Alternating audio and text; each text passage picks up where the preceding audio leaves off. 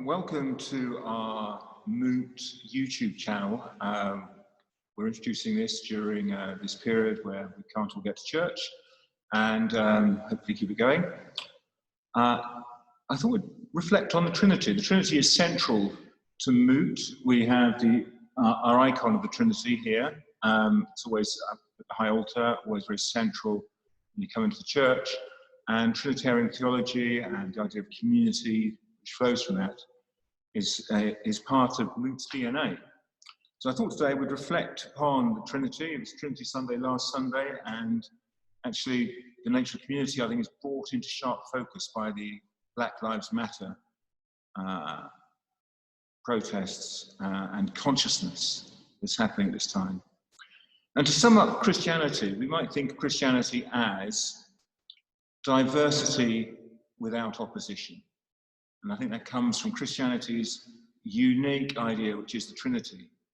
As you think about Christianity, and Christianity walks this tightrope that some other religions sort of go one side or the other side of the tightrope. Either there's an emphasis really on a single God, and there's a danger that you just have this single God, you end up with an absolute autonomy, authority figure. I know there's mystical traditions within Judaism and Islam to soften that. There's a danger of just having an understanding of a single God, you end up with an authority, autonomy figure that it is above and beyond, but very imposing still. Or you go the other way, and you end up with this sort of pantheon of gods. And the danger is that everything becomes God, particularly everything within nature. Christianity, if you like, holds the tension between those different approaches. God is both single and plural. Trinity as unity and diversity. God, if you like, has both that authority transcendent idea because of the unity, but there is then that revelation that God can be in pain and suffering, as we know from the Passion, but also in the joy and growth and human love, all of these things that Jesus would have experienced. God is diversity without opposition. The persons of the Trinity are not in competition with one another, neither are they blended into just one being.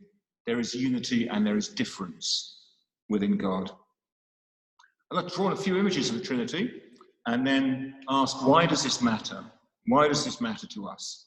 Why is diversity without opposition such an important part of Christianity? So the first image I'd like to draw upon is from Athanasius.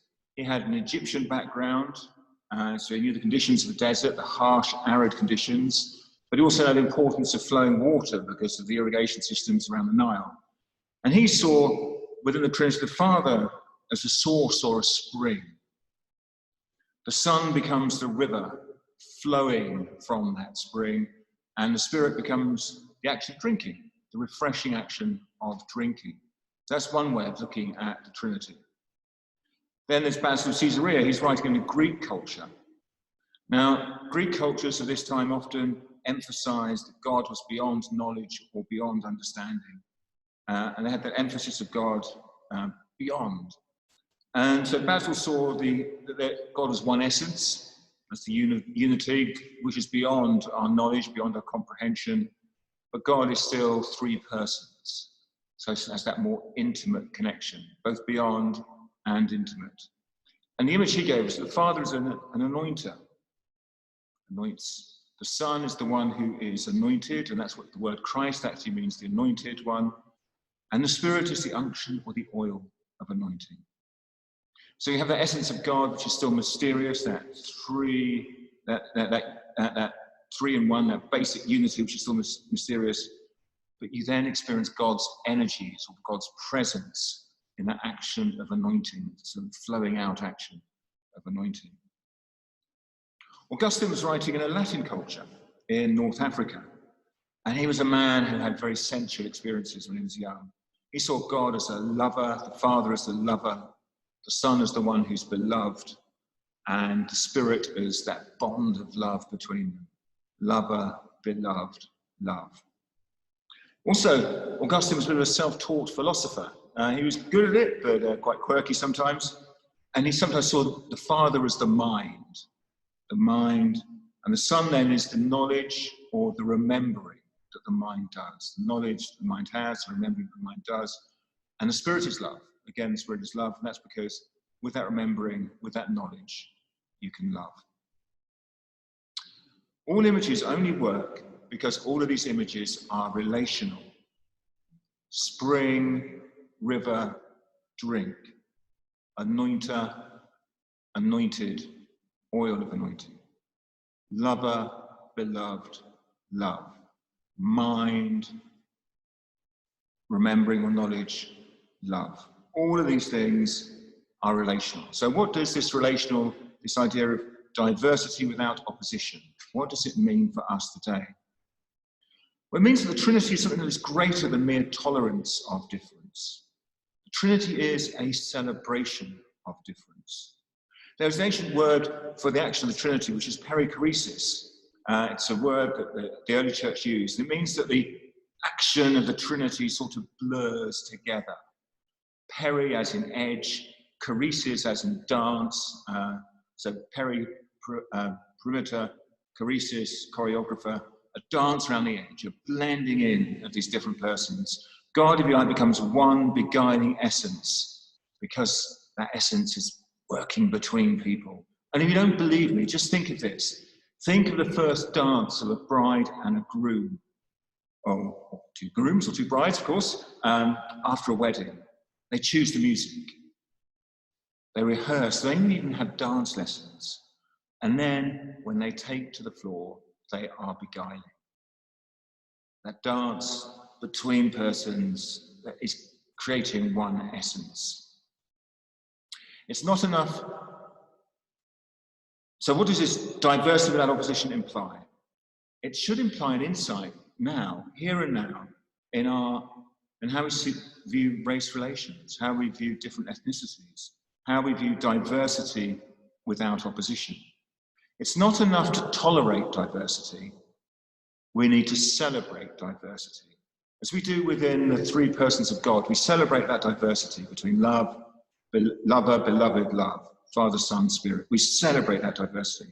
It's not enough to acknowledge difference. We need to know that we are who we are because of the different relationships that we have, because those relationships around us are different.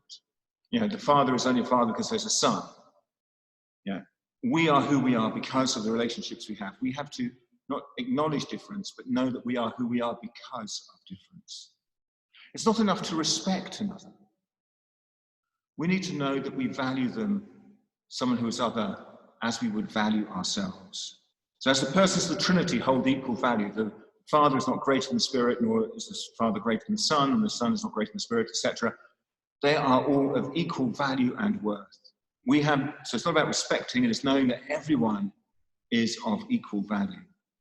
The Father is other than the Son, and also the Son is other than the Spirit. They are all different. But within the Trinity, there is never any othering. There's never any othering in the sense of devaluing or excluding based on that difference. God, unity and difference. And at its best, the church should be unity and difference. We should mirror the God that we proclaim. Do we celebrate unity and difference? Or are we more comfortable celebrating unity with our friends and merely tolerating difference with others? Maybe not spending time with those who have different cultures, backgrounds, life experiences. Black lives matter. Black lives matter not because black lives are more important than white lives. They're not. Yeah, I'm just saying we are of equal value. Black lives matter because so often black lives are tolerated in our culture and not celebrated. Black lives matter because in a unity and diversity, we are all impoverished when one of us is impoverished.